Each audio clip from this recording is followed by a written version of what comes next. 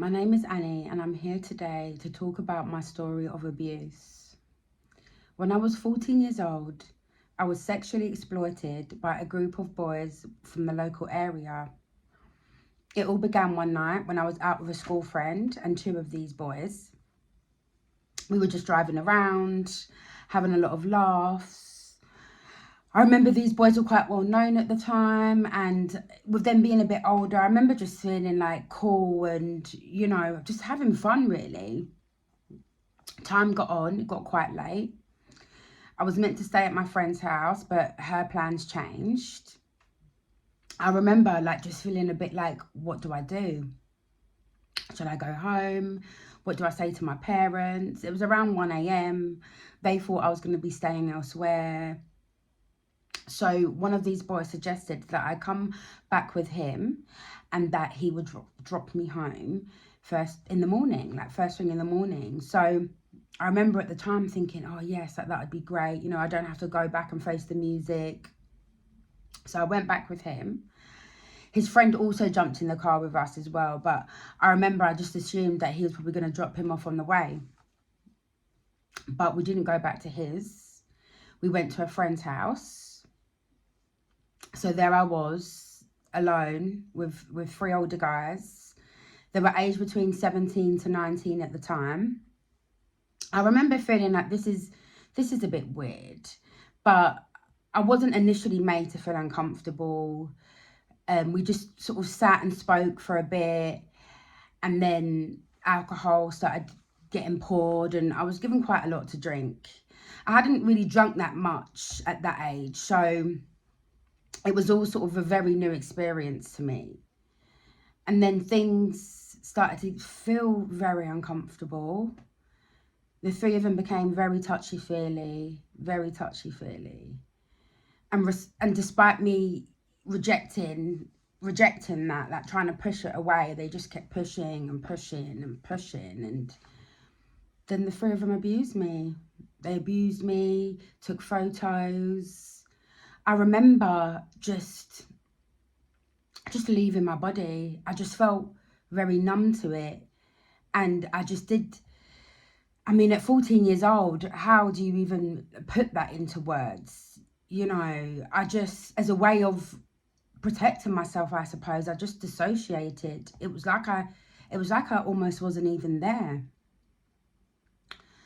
Afterwards, they said I have to go home. It was about 5 a.m. at this point. So one of them dropped me home. I remember not even really feeling that worried as I was initially going home, it being so late. I just was in complete shock. I just didn't know what to say or do. I just felt very dead inside, I suppose, very dead. So I remember they dropped me off back to my parents. They had a caravan at the time and it was on lock. So what I did, I just went in, got into the top bunk, and I just laid there. I remember just staring at the ceiling, just really confused about what had just happened. Started to feel very guilty and very ashamed. To be honest, I just felt like I just wanted to forget about it, just bury it, put it in a box and forget about it. So the next morning I went back into my parents' house and just acted like nothing had happened, acted like I stayed at my friend's, and just wanted to get on with my life really and not think about that night ever again. A few weeks passed and then I started to get some phone calls from this guy, the guy that was there that night that said he would drop me home the next day. I remember him acting as if, we had a good night and it was fun and he wanted some more. And that was just very confusing. And I remember at the time, I just didn't even really have the vocabulary to even really defend myself. I remember just thinking and saying to him, no, I don't want to do it again. So then it started to turn very nasty, very nasty. He started threatening me, threatening to post the pictures at my parents' house and in my local area. So what he wanted me to do was to meet up with him, have sex with friends. So I did it. I did it. I did it. At the time, I felt like I just needed to protect myself and do what I could to stop these pictures from coming out. But things started to get really bad. I had groups of guys turning up at my school. I had constant phone calls on my house phone. I remember a group of guys was at the bottom of my parents' house and said they could see my dad cleaning the car and were like, you need to come out now, otherwise he's going to get hurt. I remember I had them knock at my parents' house and just continually knock and not go away. It was just insanity. Like, even thinking about it now, I just makes me feel like very suffocated. It was just everywhere. School, home, everywhere. I remember I'd be walking down the street. I remember once I picked up a pair of boots. It was a friend's birthday party. And I picked up a pair of new boots to wear and I was coming home. I was so excited. And I remember I bumped into one of these guys. And he literally dragged me into my local train station, was asking me to engage in sexual activities. And when I said no, he hit me. He hit me. Eventually the pictures came out anyway. They got put up on a website, and I remember someone in my school notified a member of staff. So everyone knew. I just remember just feeling just so defeated and just awful, absolutely awful. Having gone through what I'd gone through, I just felt terrible. I just felt disgusting. I felt like I just didn't exist. I felt like I shouldn't be alive anymore, that I just didn't deserve to be alive. And one of the things that really struck me is that the school called the police, but not once did anyone speak to me. Not once did anyone comfort me in terms of school. I just did not get spoken to by anyone. I almost felt as if like it was my fault. So my parents found out. This whole experience really drove a wedge between me and my family, because I just isolated myself. I distanced myself from them.